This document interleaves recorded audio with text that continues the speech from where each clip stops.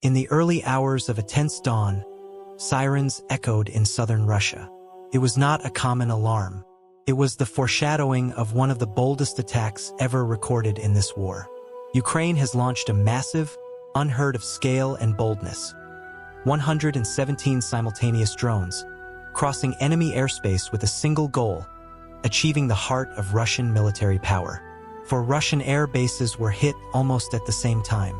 Among them, facilities that housed strategic bombers, Kremlin-flying nuclear weapons. And more impressive, one of the attacked bases was almost 5,000 kilometers from the Ukraine border. That's right, almost 5,000 kilometers away.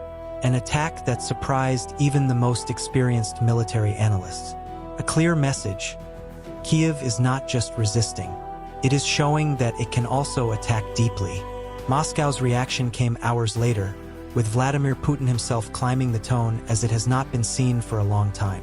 He called the terrorist act attack, accused Ukraine to cross all the red lines, and promised a total response. Putin was straightforward. He said that retaliation may even include attacks on civilians. A dangerous, brutal climbing that can dive the region into a new level of horror. Meanwhile, an unexpected telephone call stirred the backstage of world diplomacy. Donald Trump and Vladimir Putin talked for 75 minutes. 70-5 minutes. An unusual time even for heads of state in the midst of a war. The conversation was described by Trump as good, but there was no concrete advance towards peace. No firm proposal, no ceasefire in sight. What was seen was an ambiguous Donald Trump, clearly without firmness. It was not clear whether he asked Putin to be moderated, pressured for negotiations, or just heard. The former presidential candidate, demonstrated some resignation with the direction of events. As if war were inevitable. As if a nuclear disaster was no longer a matter of if, but when. Behind the scenes, Trump's behavior bothers allies. He avoids condemning Putin directly, even after the Russian attack on Ukrainian civil infrastructure, and still hardly criticizes President Volodymyr Zelensky. For Trump, Zelensky is part of the problem, not the solution. He accuses him of unnecessarily provoking Moscow, acting with arrogance and dragging the world to an increasingly real nuclear risk. In the US Congress, the climate is of tension. Many Republicans press Trump to adopt a tougher posture against Russia, but he resists. He refused to support new severe sanctions against Moscow, even when these measures came from allies of the party itself. It is a position that reveals much more than electoral strategy. It is a political choice. It is an alignment, though not declared, with Kremlin. And in this chaotic scenario, diplomatic channels are still open but empty. Russia and Ukraine still talk at technical level, as in the meetings in Istanbul. But there is no real advancement. No treaty, no ceasefire agreement, no respite. Only punctual exchanges of prisoners and symbolic gestures. While drones fly, bombs fall, and threats climb, diplomacy remains powerless. The connection between Trump and Putin also revealed another worrying point. Iran. According to sources near the conversation, the Iranian nuclear program was one of the themes dealt with. And surprisingly, Putin showed willingness to collaborate with the United States on this subject. A calculated gesture? A maneuver to divide the West? Or an attempt to reposition Russia as an indispensable piece in the geopolitics of the Middle East? On the one hand, the world watches the war in Ukraine intensify like never before. On the other hand, Iran observes dangerously approaching the ability to produce a nuclear weapon. 2 barrels of gunpowder, 2 potentially catastrophic crises, which now intertwine in an increasingly unstable global chess. In the battlefield, the war took a new format. Drone onslaught marks a turning point, a less costly, silent, and, above all, unpredictable strategy. Russian military experts were taken by surprise. As Ukraine managed to coordinate such a vast attack, reaching targets at such distant points remains an unanswered question. What is known is that Moscow already admits losses, and independent sources confirm damage to strategic aircraft and the structure of the bases. The vulnerability of the Russian rear is wide open. Putin, enraged, called his generals to emergency meetings. Kremlin studies answers, not just tactics but symbolic. want to show strength. And that means that in the coming days, Ukraine may face even more violent bombing. Cities that were out of the radar of war can be hit. The threat of direct retaliation against the civilian population is not only rhetorical, it is already in preparation. In the diplomatic rear, Trump's figure is increasingly controversial. He tries to introduce himself as the man who could resolve the war in 24 hours, but avoids any firm positioning on how he would. In the interviews, deviates from the questions, repeats that he has a good relationship with Putin and that Zelensky is an obstacle to peace. Its rhetoric does not appeal to NATO, nor to the European allies. Many see in Trump a risk.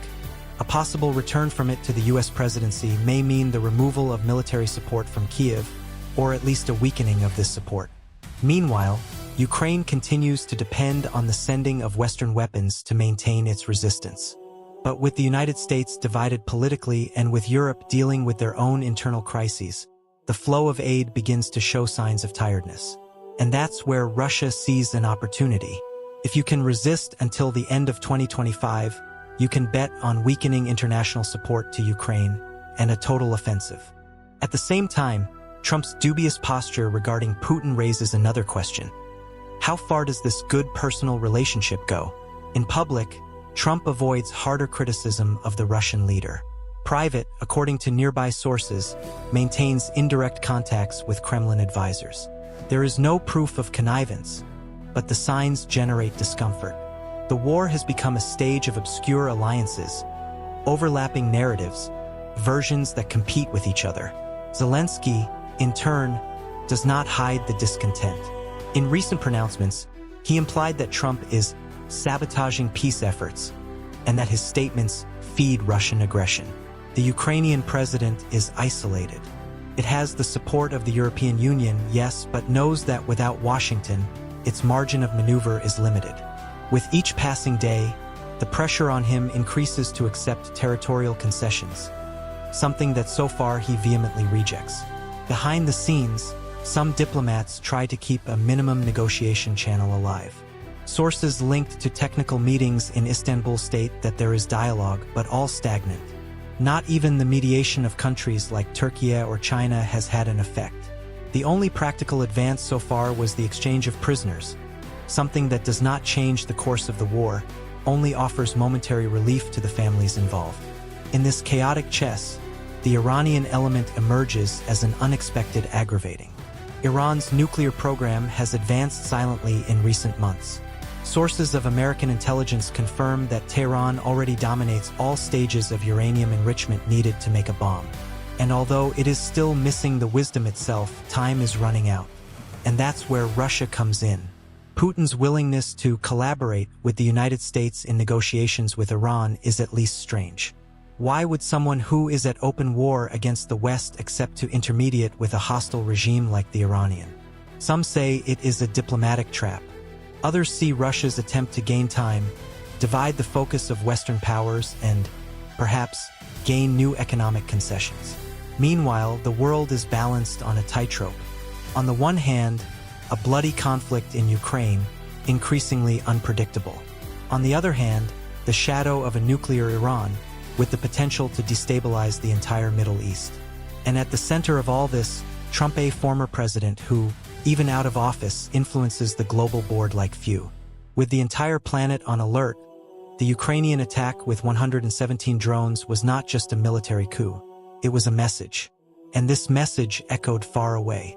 One of the affected air bases was almost 5,000 kilometers from the border, a place that until then Moscow considered untouchable. This means that the most protected arsenals in Russia, including those who hold strategic weapons, are now vulnerable. Ukraine has shown that it can reach the heart of enemy territory, and that changes everything. Within Kremlin, the climate is of maximum tension.